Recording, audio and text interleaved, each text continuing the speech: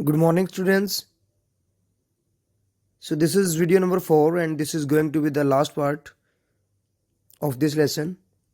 So, in this video, we will cover all the remaining part from the lesson Working of Institutions. So, our today's topic is Powers of the Prime Minister. Prime minister के पास कौन कौन सी powers होती हैं वो सभी आज हम इसमें डिस्कस करेंगे. The Constitution does not say very much about the powers of the Prime Minister or the ministers or their relationship with each other. Constitution में ऐसा कुछ ज़्यादा नहीं कहा गया है कि प्राइम मिनिस्टर के पास किस तरह की पावर्स हैं या फिर दूसरे मिनिस्टर्स के पास किस तरह की पावर्स हैं या फिर उन सभी मिनिस्टर्स का आपस में क्या रिलेशनशिप है. But as head of the government the prime minister has wide ranging powers. परंतु क्योंकि वो गवर्नमेंट का हेड होता है कंट्री में, सो प्राइम मिनिस्टर के पास बहुत ज़्यादा पावर होती है. ही चेयर्स कैबिनेट मीटिंग्स. जैसा हमने लास्ट वीडियो में पढ़ा था, कैबिनेट मिनिस्टर्स होते हैं, उनके द्वारा ही सभी बड़े बड़े डिसीजंस लिए जाते हैं. सो ही चेयर्स. जब भी कोई कैबिनेट मिनिस्टर्स की मीटिंग होती है सो वहाँ पर वो चेयरपर्सन के फॉर्म में काम करते हैं, यानी कि उनके हेड के फॉर्म में. He coordinates the work of different departments. अलग अलग जो डिपार्टमेंट्स बनाए जाते हैं उन सभी के जो कार्य होते हैं उन सभी में वो कोऑर्डिनेशन बना के रखते हैं. His decisions are final in case disagreements arise between departments. यदि अलग अलग जो डिपार्टमेंट्स हैं उनके आपस में कॉन्फ्लिक्ट हो जाता है किसी डिसीजन को लेकर, तो फाइनली जो प्राइम मिनिस्टर डिसीजन लेते हैं वो उनको मानना पड़ता है. ही exercises general supervision of different ministries. और जितने भी अलग अलग उन्होंने मिनिस्टर्स बनाए हैं डिफरेंट टाइप के, अलग अलग जो मिनिस्ट्रीज हैं उन सभी को वो सुपरवाइज करते हैं, यानी उन सभी की वो जांच रखते हैं. All ministers work under his leadership. जितने भी मिनिस्टर्स होते हैं वो सभी उनके अंडर में ही काम करते हैं. The prime minister distributes and redistributes work to the ministers. अब प्राइम मिनिस्टर क्या करते हैं, अपने जितने मिनिस्टर्स उन्होंने बनाए हैं उनके बीच में काम को पहले बांटते हैं. यदि उनको लगता है कि चेंज करना है तो उसको दोबारा फिर किसी और को भी दे सकते हैं वो. He also has the power to dismiss ministers. उनमें ये भी पावर होती है कि वो मिनिस्टर जितने भी हैं उनको डिसमिस कर सकते हैं, उनको पद से हटा सकते हैं. When the prime minister quits the entire ministry quits. और देखिए ऐसा होता है कि पार्लियामेंट में, लोकसभा में जहाँ पर प्राइम मिनिस्टर होते हैं, यदि वो एक बार अपना त्यागपत्र दे देते हैं तो सभी मिनिस्ट्री का त्यागपत्र ऑटोमेटिकली मान लिया जाता है. Thus, if the candidate is the most powerful institution, cabinet is the most powerful institution in India. Within the cabinet, it is the prime minister. So कहते हैं कि यदि इंडिया के अंदर कैबिनेट सबसे पावरफुल इंस्टीट्यूशन माना गया है तो उस कैबिनेट के अंदर प्राइम मिनिस्टर सबसे पावरफुल व्यक्ति होता है. Who is the most powerful? So prime minister सबसे पावरफुल है कैबिनेट में. The powers of the Prime Minister in all parliamentary democracies of the world have increased so much in recent decades that parliamentary democracies are sometimes seen as the prime ministerial form of government. So देखिए जितनी countries में democracies हैं वहाँ पर जो parliament बनाई जाती है आज के समय में प्राइम मिनिस्टर्स की पावर्स इतनी बढ़ चुकी हैं कि लोगों ने क्या किया, पार्लियामेंट्री डेमोक्रेसी जो उसका नाम होता था उसको कई बार क्या नाम देने लग गए हैं, prime ministerial form of government, क्योंकि प्राइम मिनिस्टर के पास पावर्स बहुत ज़्यादा आ गई हैं अब. As political parties have come to play a major role in politics, the prime minister controls the cabinet and parliament through the party. अब देखिए जो राजनीतिक दल हैं, पोलिटिकल पार्टीज जो हैं, उनकी बहुत बड़ी भूमिका हो जाती है राजनीति के अंदर. सो प्राइम मिनिस्टर क्या करते हैं, कैबिनेट को भी कंट्रोल करते हैं और पार्लियामेंट को भी अपनी पार्टी की हेल्प से.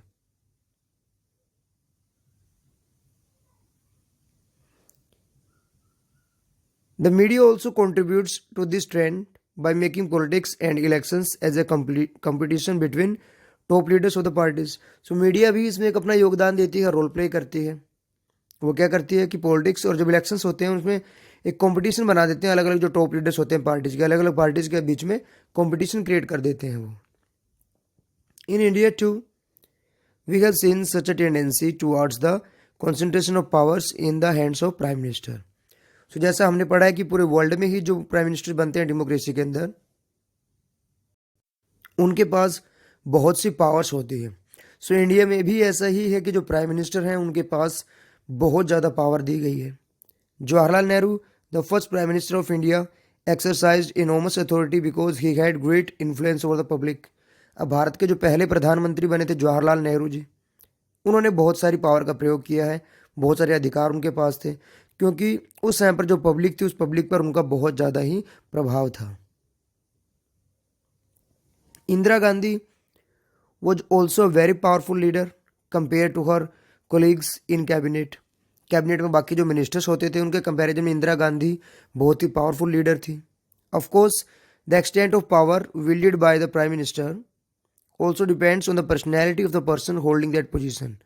अब देखिए, पावर मिलने से ही सभी काम पूरे नहीं हो जाते हैं। जो पावर दी गई है उसके साथ साथ जो व्यक्ति प्राइम मिनिस्टर बना है ना, उसकी पर्सनैलिटी पर भी बहुत सी चीज़ें डिपेंड करती हैं। However, in recent years, the rise of coalition politics has imposed certain constraints on the power of the prime minister. परंतु पिछले समय में क्या हुआ कि कई बार होता है कि किसी एक पार्टी को मेजोरिटी नहीं मिलती है डायरेक्ट, तो उनको गठबंधन करके सरकार बनानी पड़ती है। सो जो दूसरी पार्टी उसके साथ में गठबंधन बन के आई है, साथ में कोलिशन किया है जिसने, वो अपनी कुछ कंडीशंस रखती है और इसलिए जो प्राइम मिनिस्टर उसकी पावर में थोड़ा सा बाधाएं, रुकावटें आनी स्टार्ट हो गई है। The prime minister of a coalition government can not take decision as he likes. So देखिए, जो कि आपस में मिलकर कुछ 2 या 3 पार्टियां मिलकर गठबंधन बनाकर पार्टी बनाती हैं, तो उस तरह की गवर्नमेंट में जो प्राइम मिनिस्टर होता है वो अपनी मर्जी से डिसीजन नहीं ले पाता।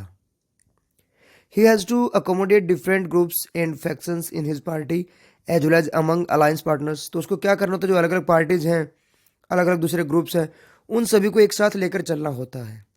He also has to heed to the views and the positions of the coalition partners and other parties. उनको क्या करना पड़ता है, जो जिन पार्टी के साथ उन्होंने गठबंधन किया है उनके भी आइडियाज़ को सुनना होता है और उनकी भी अलग अलग पोजीशंस देनी होती हैं। On whose support the survival of the government depends.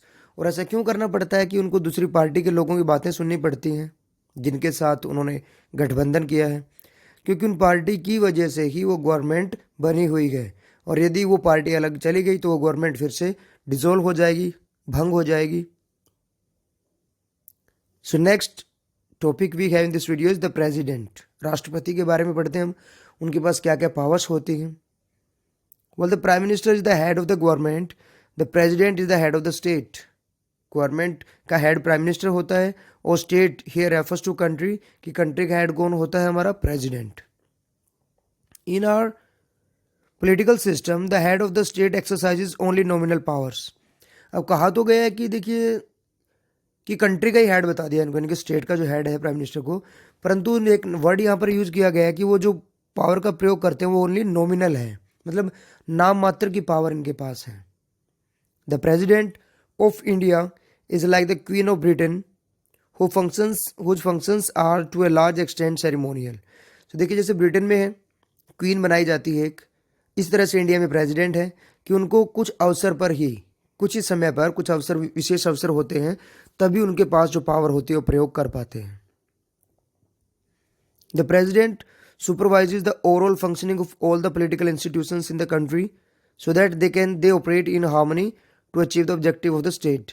देखिए, प्रेसिडेंट का काम क्या है, वो सुपरवाइज करते हैं, जांच रखते हैं कि अलग अलग जो पॉलिटिकल इंस्टीट्यूशंस हैं कंट्री के अंदर, वो सभी मिलजुल कर एक समानता के साथ, कोऑपरेशन के साथ काम करें, ताकि जो हमारी कंट्री का ऑब्जेक्टिव है, हमारा जो टारगेट है, उसको अचीव किया जा सके। The president is not elected directly by the people. अब देखिए, प्रेसिडेंट को जो आम नागरिक हैं देश के, उनके द्वारा डायरेक्टली इलेक्ट नहीं किया जाता है। The elected members of parliament and the elected members of the legislative assemblies elect her. So जो प्रेसिडेंट है उनको किनके द्वारा चुना जाता है, जो एमपीज हैं और एमएलएज होते हैं हमारे। A candidate standing for the president's post has to get a majority of votes to win the election. तो देखिए, प्रेसिडेंट में भी क्या होता है, जो व्यक्ति प्रेसिडेंट की पोस्ट के लिए खड़ा हुआ है इलेक्शन में, उसको क्या करना होता है, जो मेजोरिटी की होती है, यानी कि मोर देन हाफ लोगों का फेवर उसको चाहिए होता है। This ensures that the president can be seen to represent the entire nation. अब देखिए क्या है, हमने एमएलएज और एमपीज को चुना है, वो आगे मिलकर प्रेसिडेंट को चुनते हैं, तो इसका मतलब लगभग एक हो जाता है कि जो प्रेसिडेंट है वो पूरे देश को ही रिप्रेजेंट कर रहे हैं इस टाइम पर। At the same time the president can never claim the kind of direct popular mandate that the prime minister can. अब जिस तरह से प्राइम मिनिस्टर हैं वो डायरेक्टली कंट्रोल करते हैं पावर को, डायरेक्टली पावर का यूज करते हैं लोगों के बिहाफ पर, तो प्रेसिडेंट ऐसा क्लेम नहीं कर पाते हैं। This ensures that she remains only a nominal executive. इसका मतलब यही हुआ वो एग्जीक्यूटिव तो है परंतु नॉमिनल है, मीन्स नाम मात्र के हैं। The same is true of the powers of the president. So कहा गया कि जब वो है ही नाम मात्र की अथॉरिटी उनके पास, तो उनके पास जो पावर्स होंगी वो भी नाम मात्र की ही होंगी। If you casually read the constitution you would think that there is nothing that she cannot do do.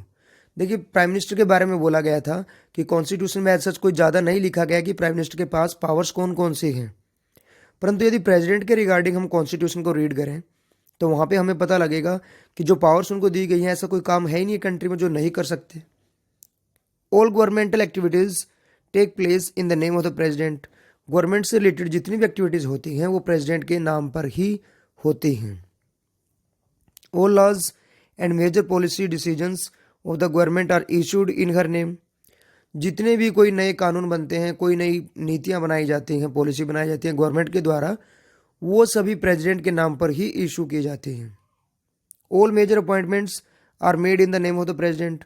जो बड़े बड़े डिपार्टमेंट्स के हेड को चुनना होता है, अपॉइंटमेंट की जाती हैं, वो सभी प्रेसिडेंट के नाम पर ही होती हैं।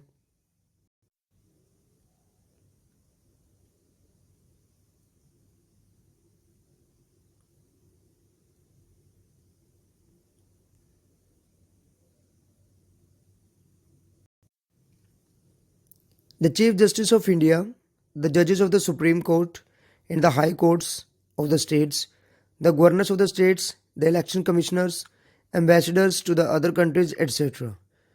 So प्रेसिडेंट के नाम पर किन किन लोगों को अपॉइंट किया जाता है? जो सुप्रीम कोर्ट के सबसे बड़े जज होते हैं, चीफ जस्टिस जिसको हम कहते हैं।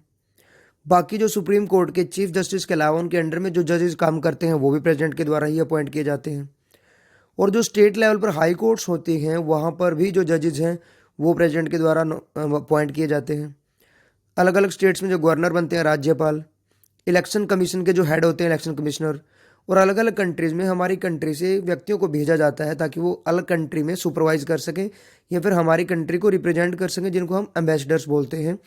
इन सभी लोगों को प्रेसिडेंट के द्वारा ही अपॉइंट किया जाता है। और international treaties and agreements are made in the name of the president.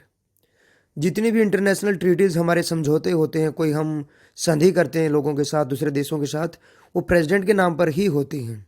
The president is the supreme commander of the defence forces of India. Bharat में जो अलग अलग फोर्सेज हैं, नेवी है, एयरफोर्स है, आर्मी है, उन सभी के जो चीफ कमांडर, सुप्रीम कमांडर हैं वो प्रेसिडेंट ही होते हैं। But we should remember that the president exercises all these powers only on the advice of the council of ministers. परंतु देखिए हमें ये बात याद रखनी होगी कि प्रेसिडेंट इन सभी पावर्स का प्रयोग कैसे करता है? जो काउंसिल मिनिस्टरों की बनाई गई है, जो काउंसिल ऑफ मिनिस्टर बनाई गई है, उनकी एडवाइस पर ही करता है। The president can ask the council of ministers to reconsider its advice. अब काउंसिल ऑफ मिनिस्टर्स ने जो भी एक एडवाइस उनके पास भेजी है, प्रेसिडेंट उनको बोल सकते हैं कि एक बार दोबारा इस पर जो है रिकंसिडर करें, एक बार दोबारा सोच विचार करें इस पर। But if the same advice is given again she is bound to act according to it. परंतु यदि दोबारा फिर काउंसिल ऑफ मिनिस्टर्स उसी एडवाइस को भेज देते हैं तो अभी वो प्रेसिडेंट जी हैं जो उनके पास चॉइस नहीं है, तो उनको बात माननी ही पड़ती है।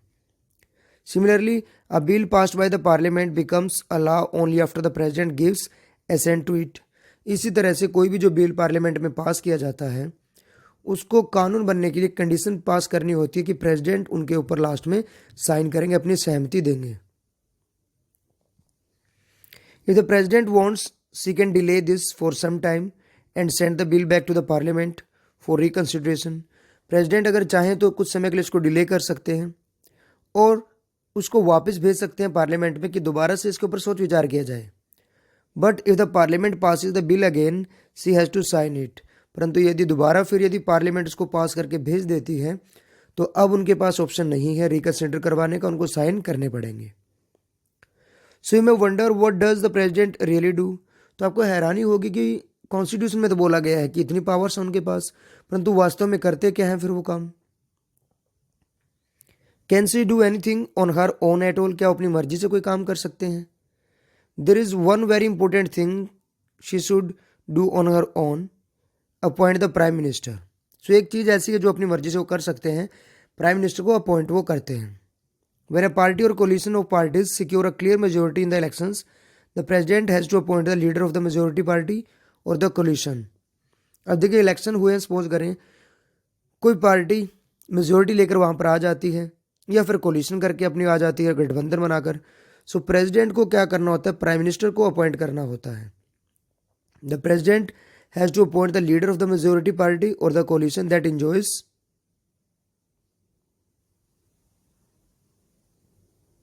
majority support in the Lok Sabha. When no party or the coalition gets a majority in the Lok Sabha, the president exercises her discretion power. तो देखो अब क्या होता है कि कई बार ना तो किसी को मेजोरिटी मिलती है ना ही गठबंधन बन पाता है, तो उस समय पर प्रेसिडेंट अपनी डिस्क्रिप्शन पावर का प्रयोग कर सकते हैं, विवेक क्षमता, विवेक शक्ति जिसको बोलते हैं। The president appoints a leader who in her opinion can muster majority support in the Lok Sabha. तो उस समय पर प्रेसिडेंट देखते हैं कि किस पार्टी का व्यक्ति यानी कि कौन सी पार्टी ऐसी है जो कि सबसे ज़्यादा मेजोरिटी ले सकती है, तो उनमें से वो किसी व्यक्ति को प्राइम मिनिस्टर अपॉइंट कर देते हैं। In such a case the president can ask the newly appointed prime minister to prove majority support in the Lok Sabha within a specified time. अब देखिए उन्होंने क्या किया है कि उनको प्राइम मिनिस्टर तो बना दिया है, परंतु मेजोरिटी अब उनके पास नहीं थी, तो प्रेसिडेंट उनको बोलते हैं कि आपको कुछ स्पेसिफाइड टाइम पीरियड दिया जाता है, सपोज 6 मंथ का टाइम दिया जाता है, उसके अंदर आपको अपनी मेजोरिटी जो है प्रूव करनी होगी। So now we have the last organ of the government, that is the judiciary, and this is one of the most important organ of the government. So let us return one final time to the story of the official office memorandum that we started with. So एक आखिरी बार एक बार recall करते हैं, याद करते हैं उस office memorandum को जिसके साथ हमने इस लेसन को स्टार्ट किया था। This time let us not recall the story, अब स्टोरी याद नहीं करते हैं हम, but imagine how different the story could have been. तो यदि हम देखते हैं एक कंडीशंस कुछ अप्लाई करेंगे हम यहाँ पर कि स्टोरी कुछ और भी हो सकती थी। Remember the story came to a satisfactory end because the supreme court gave a verdict that was accepted by everyone. तो हमें ये बात याद है कि लास्ट में जो स्टोरी थी वो एक सेटिस्फैक्ट्री एंड पर पहुंच जाती है, क्योंकि सुप्रीम कोर्ट ने जो फैसला दिया था वो सभी के द्वारा स्वीकार कर लिया जाता है। Imagine what would have happened in the following situation, परंतु कुछ सिचुएशन दी गई हैं, उसमें क्या हो सकता था। Suppose if there was nothing like a supreme court in the country, यदि हमारी कंट्री में सुप्रीम कोर्ट नाम की कोई चीज़ ना ही होती तो क्या होता, या आपने सोचनी है सारी चीज़ें। Even if there was a supreme court, चलो मान लिया कि सुप्रीम कोर्ट होती भी, if it had no power to जज एक्शंस ऑफ द गवर्नमेंट, परंतु उसको पावर नहीं दी जाती कॉन्स्टिट्यूशन के द्वारा कि गवर्नमेंट के किसी एक्शन को जज करें। Even if it had the power, चलो मान लिया कि उनके पास गवर्नमेंट के एक्शंस को जज करने की पावर होती। If no one trusted the supreme court to give a fair verdict, परंतु यदि कोई लोग विश्वास ही ना करते कि सुप्रीम कोर्ट एक सही न्याय करती है। Even if it gave a fair judgement, चलो मान लिया कि सुप्रीम कोर्ट भी है, वो गवर्नमेंट के खिलाफ भी बोल सकती है और सुप्रीम कोर्ट ने एक फेयर जजमेंट भी दी है। If those who appealed against the government order did not accept the judgment, जिन लोगों ने अपील की थी, जिन लोगों ने केस किया था गवर्नमेंट के खिलाफ, यदि वो उस जजमेंट को एक्सेप्ट ना करते तो क्या होता। तो आप इन सिचुएशन के बारे में खुद सोच सकते हैं कि क्या क्या हो सकता था इन सिचुएशंस में। This is why an independent and powerful judiciary is considered essential for the democracies. इसीलिए एक स्वतंत्र मतलब अपने आप पर निर्भर रहने वाली पावरफुल जुडिशरी को महत्वपूर्ण जरूरी माना जाता है डेमोक्रेसी के अंदर। All the courts at different levels in a country put together are called the judiciary. अब किसी कंट्री के अंदर अलग अलग लेवल पर जितनी भी कोर्ट्स हैं उन सभी को मिलाकर ही जुडिशरी का नाम दिया जाता है। The Indian judiciary consist of a supreme court for the entire nation. तो हमारे यहाँ पर क्या है, इंडिया में पूरे देश के लिए सेंट्रल लेवल पर जो सुप्रीम कोर्ट है, high courts in the states, state level पर हाई कोर्ट बनी हुई अलग अलग स्टेट की अलग है, district courts and the courts at the local level, अलग अलग डिस्ट्रिक्ट्स के लिए डिस्ट्रिक्ट कोर्ट बनी है और लोकल लेवल पर हमारी ग्राम पंचायत आ जाती है। India has an integrated judiciary, India के अंदर जो जुडिशरी है, जो न्यायपालिका है, वो एक दूसरे से जुड़ी हुई है। It means the supreme court controls the judicial administration in the country. इसका मतलब क्या है, जो सुप्रीम कोर्ट है, हाईएस्ट अथॉरिटी जो है हमारी जुडिशरी सिस्टम में, वो सभी को अपने अंडर में जितनी कोर्ट्स आती हैं उनको कंट्रोल करती है। Its decisions are binding on all the other courts of the country. Supreme courts ने जो डिसीजन ले लिया होता है वो बाकी कोर्ट्स को मानना होता है। It can take up any dispute. तो देखिए सुप्रीम कोर्ट किस किस तरह के डिस्प्यूट, झगड़ों को सुलझा सकती है, विवाद को। Between citizens of the country, किसी देश के नागरिकों के बीच में आपस में झगड़ा हो। Between citizens and the government, उस कंट्री के जो नागरिक हैं और सरकार के बीच में झगड़ा हो सकता है। बिटवीन टू और मोर स्टेट गवर्नमेंट्स, दो राज्य की सरकारें जैसे हरियाणा और पंजाब की जो गवर्नमेंट आपस में, उनमें विवाद हो सकता है।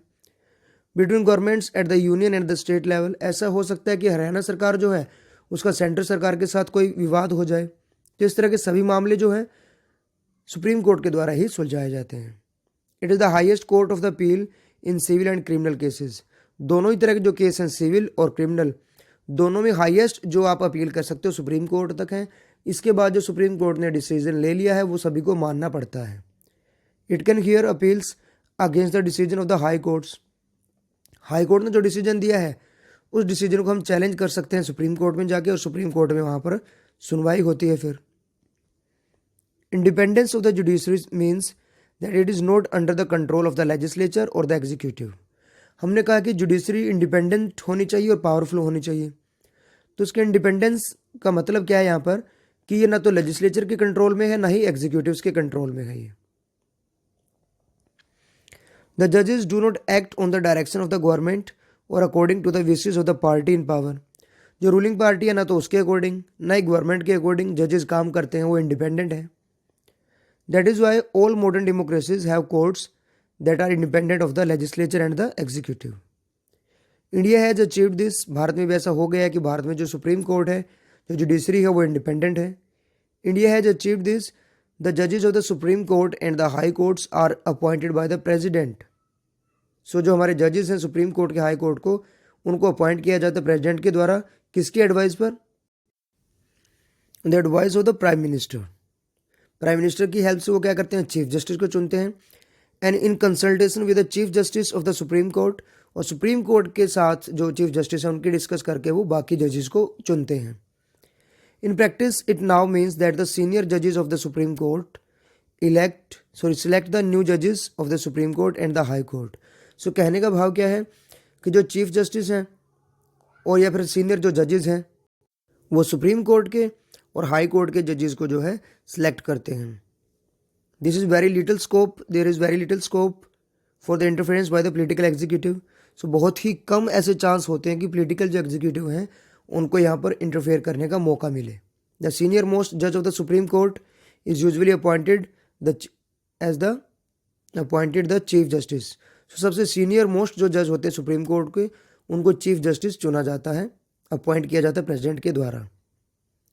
Once a person is appointed as जज of the supreme court or the high court, it is nearly impossible to remove him or her from that position.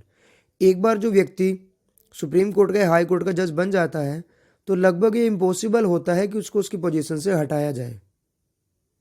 It is as difficult as removing the president of India.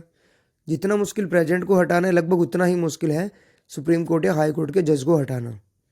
अ जज can be removed only by an impeachment motion passed separately by 2/3 members of the 2 houses of the parliament.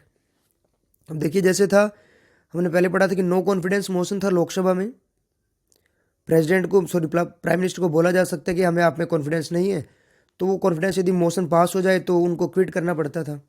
सो यहाँ पर भी है कि जज को हटाने का एक हमारे पास ऑप्शन है जिसको बोलते हैं इम्पीचमेंट मोशन। यदि इसको दोनों ही हाउसेज में 2/3 मेंबर के द्वारा पास कर दिया जाता है तो, और यदि ये पास हो जाता है 2/3 मेंबर के द्वारा दोनों हाउसेज में, तो जो चीफ जस्टिस हैं उनको या फिर किसी जज को जो है हटाया जा सकता है।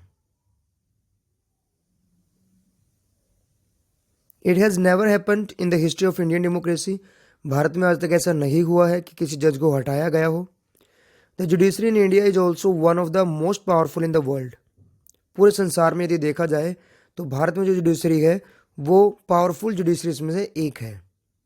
The supreme court and the high courts have the power to interpret the constitution of the country.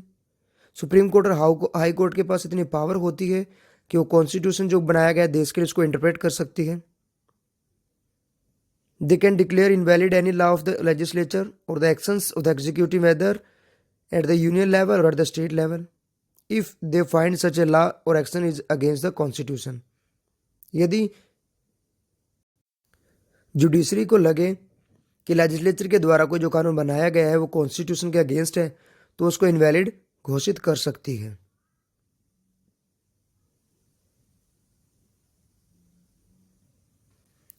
Thus, they can determine the constitutional validity of any legislation or the action of the executive in the country when it is challenged before them.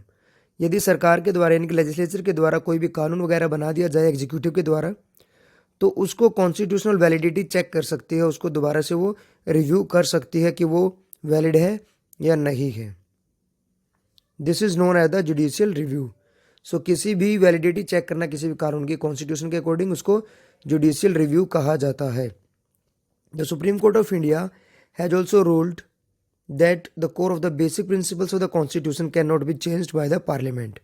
Supreme court इस बात का भी ध्यान रखती है कि जो constitution के हमारे बेसिक्स हैं पार्लियामेंट उसको अपनी मर्जी से चेंज नहीं कर सकती है। The powers and the independence of the Indian judiciary allow it to act as the guardian of the fundamental rights. So जो पावर्स दी गई हैं और जो इंडिपेंडेंस है हमारी इंडियन जुडिशरी की वो एक रक्षक की तरह बनाती है उनको जो कि उसकी रक्षा करता है हमारे फंडामेंटल राइट्स की। We shall see in the next chapter that the citizens have a right to approach the courts to seek remedy in case of any violation of their rights. So अगला जो chapter है democratic rights उसमें पढ़ेंगे यदि हमारे अधिकारों का उल्लंघन होता है तो कॉन्स्टिट्यूशन के अकॉर्डिंग जो हमें दिए गए थे तो किस तरह से कोर्ट्स जुडिशरी है उसको प्रोटेक्ट करती है। In recent years the courts have given several judgments and directives to protect public interest and human rights. तो पिछले कई वर्षों में जो कोर्ट्स हैं उन्हें बहुत सी ऐसी जजमेंट दी गई हैं जो कि पब्लिक इंटरेस्ट में यानी पब्लिक के हित में है और जो हमें ह्यूमन राइट मिले हैं उनके फेवर में हैं। Anyone can approach the courts if public interest is hurt by the actions of the government. यदि गवर्नमेंट ने कोई ऐसा काम किया है जिससे कि लोगों की भावनाओं को ठेस पहुंची है उनके हितों को ठेस पहुंची है तो वो सीधा जुडिशरी के पास जा सकता है। This is called public interest litigation यानी कि PIL। तो इस तरह से जब लोगों को लगता है कि उनके हित के खिलाफ कोई कार्य किया गया गवर्नमेंट के द्वारा और वो जुडिशरी में जाके उसकी कंप्लेन करे तो इसको कहते हैं public interest litigation. The courts intervene to prevent the misuse of the government's power to make decision. Government कहीं अपनी पावर का मिसयूज ना कर रही हो उसको रोकने के लिए कोर्ट जो है इंटरवीन करती है इंटरफेयर करती है बीच में। They check malpractices on the part of the public officials. That is why the judiciary enjoys a high level of confidence among the people. So जो कोई भी बुरी मतलब कोई अपनी पावर का बुरा प्रयोग किया जा रहा हो गलत प्रयोग किया जा रहा हो पब्लिक ऑफिसर्स के द्वारा उनको भी वो प्रिवेंट करती है। इसलिए जो जुडिशरी है वो हाई लेवल का कॉन्फिडेंस उसको मिलता है यानी कि सबसे ज़्यादा लोग उसमें विश्वास करते हैं कि जुडिशरी के द्वारा जो डिसीजन लिया गया होगा बहुत सही होगा। So this was all about this lesson, the working of institutions. This was the last part. Thank you very much.